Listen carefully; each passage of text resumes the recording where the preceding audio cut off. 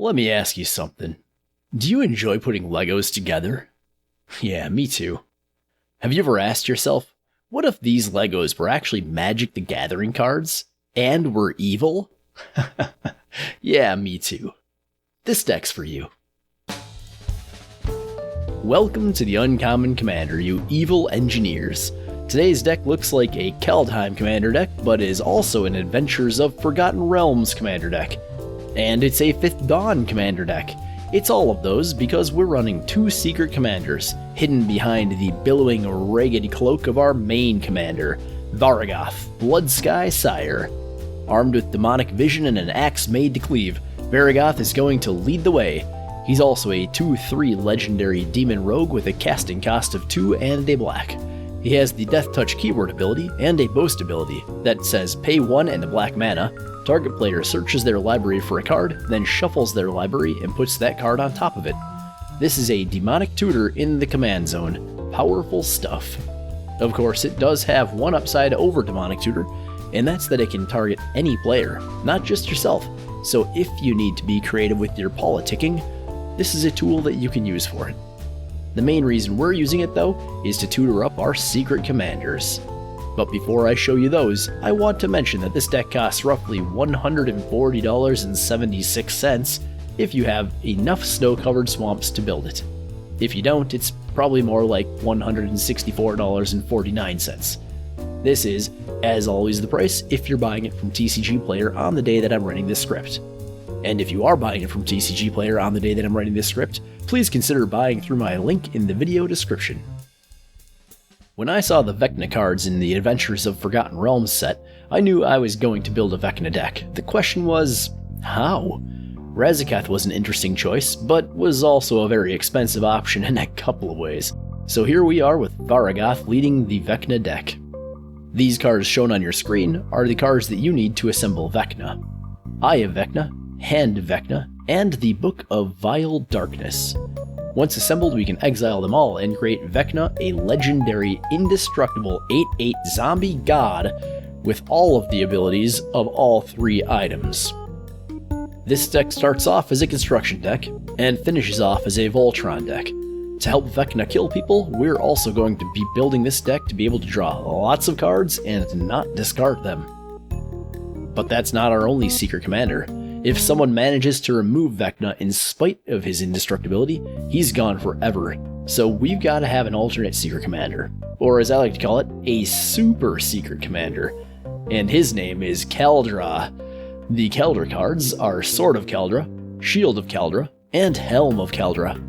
I recommend searching for the shield first, but regardless of which order you search for them, once you have all 3 in play, you'll be able to pay a single mana into the helm, and it'll create Kaldra, a 4/4 colorless legendary avatar creature, and all 3 pieces of equipment will attach to it automatically. I'd show you the Kaldra token here, but there isn't an official one. So I did a Google search, and this was the favorite one that I found. It's not mine, I didn't draw it or anything, but it's really cool, so hopefully the artist doesn't sue me. But just in case, I've linked to his art in the video description. Check it out! In any case, this effectively gives us a 9/9 creature with the abilities of all 3 pieces of equipment. The best part is that you can just equip all 3 pieces to Vecna if you've already assembled him, and then he just basically turns into a god. Well, more of a god than he already is. You know what I mean. The thing about Varragoth is that he's a powerful tutor, but he's a once per combat tutor, and that's pretty slow. If we want to assemble these secret commanders more quickly than over the course of 3 turns, we can always cast additional tutor cards. The ones I put in here are Diabolic Tutor, Coveted Prize, and Razaketh's Right. I chose these because they're budget. If you want more consistency in the deck, feel free to add even more tutors. Now that we've talked about what we were assembling and how to assemble it, let's get into our mana base. It's important that we have Evasion for Varragoth and for our secret commanders, so we're running Access Tunnel, Rogue's Passage, and Shizo, Death's Storehouse. We are also running the Get Out of Combat free card, Labyrinth of Scophos. Also keep in mind that you can activate this after your attacking creature has dealt damage, but before the end of the combat phase to get the best of both worlds. It's pseudo-vigilance. The rest of our utility lands are Buried Rune, Sequestered Stash, Inventor's Fair, Cabal Stronghold, Myriad Landscape, Reliquary Tower, Thespian's Stage, and Exotic Orchard. Given who our commander is, I also got a little bit cute and added the Tron lands, Urza's Mine, Urza's Power Plant, and Urza's Tower.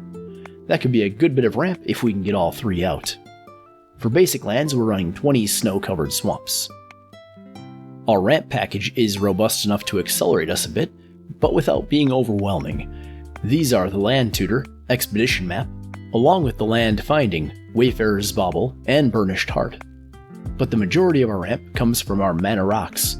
These are Arcane Signet, Charcoal Diamond, Mind Stone, Prismatic Lens, Star Compass, Thought Vessel, which has a nice synergy with Hand of Vecna, which cares about the number of cards in our hand, Pristine Talisman, and the Celestis.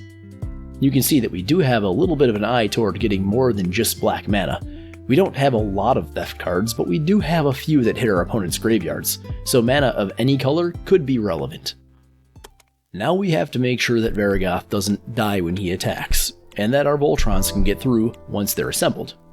Evasion does both of those things nicely, and for that we have Aphotic Wisps, Ebony Charm, which is also a nice graveyard hate piece, Whisper Silk Cloak, Inner Demon, which is also a soft board wipe that our creatures are big enough to survive, and the Vows, Vow of Malice and Vow of Torment, which can give our creatures evasion or make someone else's creatures unable to attack us. For protection cards, we're running Lightning Greaves, Swift Foot Boots, and Ring of Evocile. I know what you're thinking, looking at these cards. Why oh why do you have Ring of Evocile in here instead of Ring of Zathrid? Do you not want Varragoth to get more powerful each turn? Of course I do, but Hexproof is far more powerful for this deck than Regenerate is, and the +1/+1 counters just don't make up the difference. The problem with Regenerate is that it taps the regenerated creature. If someone targets Varragoth with a removal spell before he's declared as an attacker and we regenerate him, he can no longer tutor for us this turn. If we instead make him hexproof, their spell fizzles and we can attack as normal. When you need to find 3 or more things, losing a single turn of attacks is a big deal. So, hexproof it is. And finally, we also do want some cards that protect us. I mean, this is a deck built for a lich. We might as well act like liches ourselves and live forever by any means necessary. These cards that protect us are Simulacrum, Stunning Reversal, and Venser's Journal. These are all quite good at making us harder to kill than we would otherwise be. Simulacrum actually has a pretty important oracle text though, and that reads, "You gain life equal to the damage dealt to you this turn. Simulacrum deals damage to target creature you control equal to the damage dealt to you this turn." So while it won't save you from death if your hit points drop below 0, as it is a life gain card, it will still let you rebound non-lethal damage harmlessly off of your indestructible Secret Commander. Turns out your Lich is your Phylactery. Both of our Secret Commanders are indestructible, so we're going to abuse that to heck with our removal cards, specifically with Withering Wisps, Pestilence, and Pestilence Demon. We're just going to activate these over and over until the only things left are indestructible creatures and swing ours into a suddenly open board. Of course, we're also running removal for single targets with an eye toward opponents that have indestructible creatures. These spells are Defile, Erebos' Intervention, Feed the Swarm, Profane Command, Quag Sickness, Corrupt, and Noxious Gearhulk. I've made a note already about how Vecna cares about the number of cards in your hand, so it shouldn't come as a surprise that we're rocking a good amount of card draw. We've got card draw engines by way of Maze Mind Tome, Dread Presence, Greed, Angel Heart Vial, and Asmodeus the Archfiend. For a more sudden and bursty card draw, bursty is a word, right? We've got Damnable Pact, Mask of Gristlebrand, Blood Tracker, Disciple of Bolas, Erebos Bleak-Hearted, and Peer into the Abyss. In regard to the card draw that makes you sacrifice a creature, you'll never want to sacrifice Vecna since his parts get exiled so you can't rebuild him, but he does create zombie tokens to sacrifice. Kaldra is a great one to sacrifice for card draw since he can be rebuilt by paying a single mana. Of course, we're running Recursion and Reanimation, so sacrificing Noxious Gearhulk or any of our other beefy creatures is also awesome. And let's talk about those Recursion cards. We've got 6 of them, and they are Moriok Scavenger, Fortuitous Find, Beacon of Unrest, Dukara Scavenger, and Fated Return. You'll notice a bend toward artifacts here, and that's so that we can recur the pieces that assemble our commanders, if someone gets smart and blows them up. I also love Fated Return's ability to steal someone else's best dead creature and make it into yet another indestructible Voltron piece for us. Now we've made it through the meat of our deck, but I'd like to mention a few reasonable, and some not so reasonable, upgrades. Maze of Ith is a potential upgrade over, or perhaps an addition to, Labyrinth of Scophos. It doesn't give us mana, but it costs a lot less mana to activate. Cabal Coffers is a nice upgrade over Cabal Stronghold, which is good, but just not quite as fast. If we want just a bit more survivability, both for ourselves and for Varragoth when he attacks, a good option, with all of our snow-covered lands, is the budget-friendly Sunstone. If you want the deck to be even more oppressive, Blood on the Snow is a great board wipe for it. Super good card here, and I already kinda regret not finding a spot for it. If you've got deep pockets and hate artifacts, Gate to Phyrexia and Phyrexian Tribute are great removal cards and sacrifice outlets. The latter is quite a bit more affordable than the former. Another budget tutor that can find an entire set of cards, if you've got a lot of mana, is Diabolic Revelation. I didn't put enough ramp into this deck to make this a good choice, but there's nothing to stop you from doing that. Or, if you've got deep pockets or great luck when it comes to opening packs, you can also add in the actual Demonic Tutor, and maybe Vampiric Tutor, Grim Tutor, Cruel Tutor, or even Profane Tutor. There's a lot of great black tutors. Finally, we did at one point have one more alternate commander in here. That is Spirit of the Night.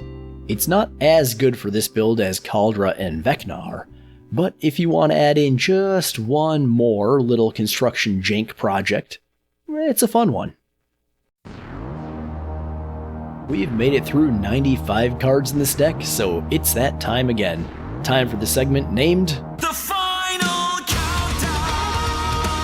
Today's Final Countdown is going to show you 5 cards that take great advantage of our deck's commanders, both secret and not.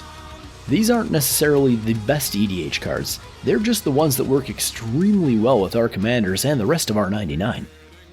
At number 5, we have a card built for Varragoth. This one is named Vampiric Embrace. It's a creature aura that gives the enchanted creature +2/+2 and flying. It also has, whenever a creature dealt damage by enchanted creature this turn dies, put a +1/+1 counter on that creature. Varragoth wants to survive his attacks, so that extra evasion and +2 buff to his toughness are fantastic. But you've got to remember that almost everything that blocks him is going to die because he's got Death Touch, so this aura is going to trigger every time to power him up. Rolling right along, at number 4 we've got another one for Varragoth. This is the wonderful little artifact, Soul Ring. Yeah, just Soul Ring. But I left it out of the ramp section for a good reason. This is the only ramp spell that we have that actually ramps Varragoth onto the table.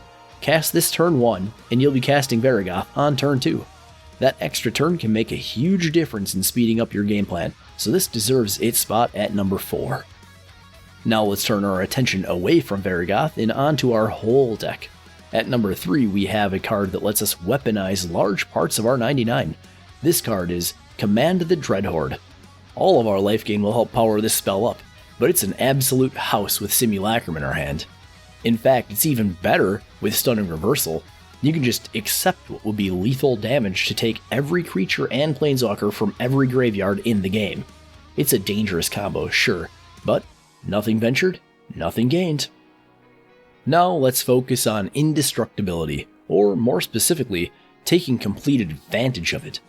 At number 2 and number 1, we have 2 cards that do basically the same thing, and that is destroy everything that isn't indestructible. These are number 2, Death Pits of Wrath, and number 1, Shriveling Rot. The Death Pits are an enchantment that make it so whenever a creature is dealt damage of any kind, it gets destroyed and can't be regenerated. Shriveling Rot, meanwhile, is an instant that does the same thing, but it also has another mode that says whenever a creature dies, that creature's controller loses life equal to its toughness. Oh, and it has Entwine, so you get to choose both modes and just kill everyone on the spot. These are very effective removal spells when you have one of our several Pestilence cards on the board. Pay a single mana, wipe the board, except for Vecna, of course. Yes, your Vecna will quite enjoy this new board state. Well, that's the deck for today. I hope you enjoyed it, and if you did, I'd love it if you'd hit the like button. I also want to shout out to my patrons. The more my patrons support the creation of this content, the more spicy decks I'm able to make, rather than just chasing views by making videos of the hot new commanders. And, well, honestly, I prefer making these more janky, odd decks anyway. So thanks, guys. Now then, I hope you all have a great day, and I'll see you next time.